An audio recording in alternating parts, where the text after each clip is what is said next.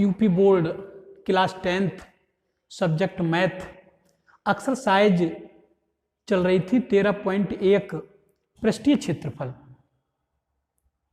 तो इस एक्सरसाइज के मैं सूत्रों के बारे में आप लोगों को बता चुका हूँ और इस एक्सरसाइज के 4 क्वेश्चन भी करवा चुका हूँ।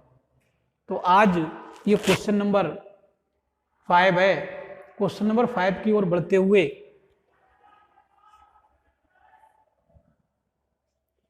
क्वेश्चन नंबर 5 को मैं पढ़ रहा हूं, एक बार ध्यान दें। एक घनाकार ब्लॉक, इन्होंने एक घन की बात की है, एक घनाकार ब्लॉक की बात की है। तो सबसे पहले तो मैं एक घन बना रहा हूं। घन ये ठोस आकृति है जिसकी सभी भुजाएं बराबर होती हैं। घन की सभी भुजाएं आपस में बराबर होती हैं। तो जैसे लूडो वाली गोटी होती है, जिस लूडो को हम खेलते हैं उसमें गोटी का प्रयोग करते हैं, तो वो गोटी भी घनाकार होती है। तो उसी टाइप की एक वस्तु दे रखी है, कोई ठोस दे रखा है घनाकार,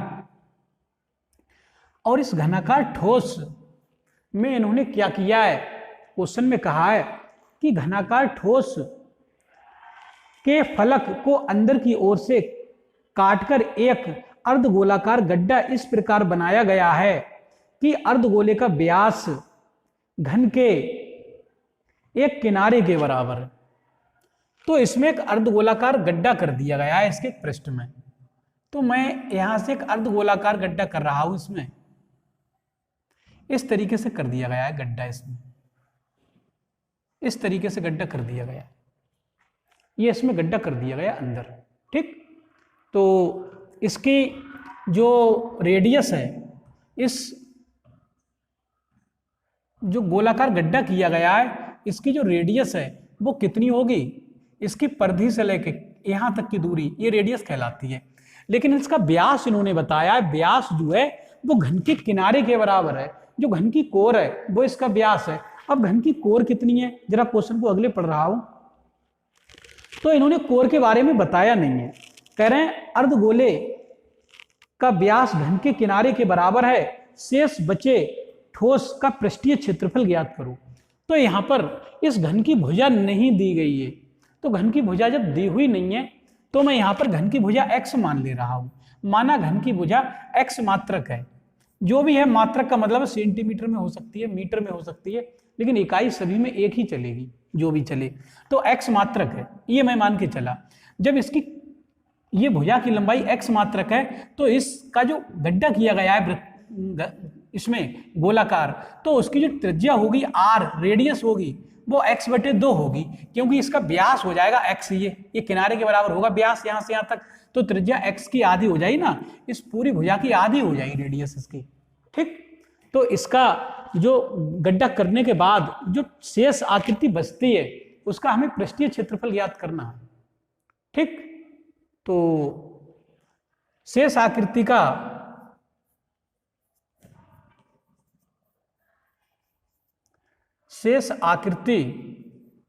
पृष्ठीय क्षेत्रफल पूछा है इन्होंने।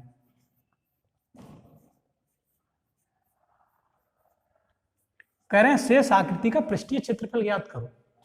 तो इस शेष आकृति का पृष्ठीय क्षेत्रफल ज्ञात करने के लिए अगर इसमें घन में अंदर गड्ढा हो रहा है तो इसके 5 पृष्ठों पर तो कोई प्रभाव पड़ा नहीं होगा, वो पृष्ठों का क्षेत्रफल तो जैसे कि तैसा ही रहेगा। लेकिन ये जो पृष्ठ है जहां गड्ढा किया गया है तो यहाँ ये भाग कम हो जाएगा, इसका ये वाला भाग कम हो जाएगा और बढ़ क्या जाएगा, जो अंदर इसका पृष्ठ कट के आया है तो इसमें एक अंदर वक्र पृष्ठ तैयार हो गया।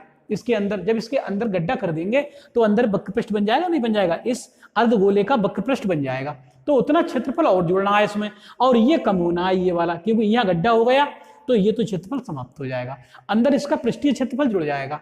ठीक, तो मैं यहां से पहले घन का संपूर्ण पृष्ठ की बात कर रहा हूं। तो शेष आकृति का जो क्षेत्रफल होगा, संपूर्ण पृष्ठ होगा, वो घन का संपूर्ण पृष्ठ होगा। घन का संपूर्ण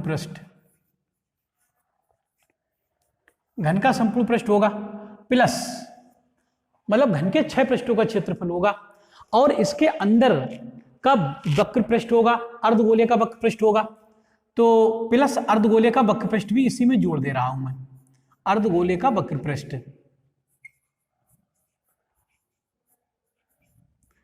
लेकिन कम क्या होगा, इसमें जो ये वृत्ताकार भाग कट के आया है, इतना क्षेत्रफल इस वाले पृष्ठ में से कम हो गया होगा, क्योंकि ये तो संपूर्ण पृष्ठ जब निकालेंगे तो इसमें तो 6 पृष्ठ लगेंगे।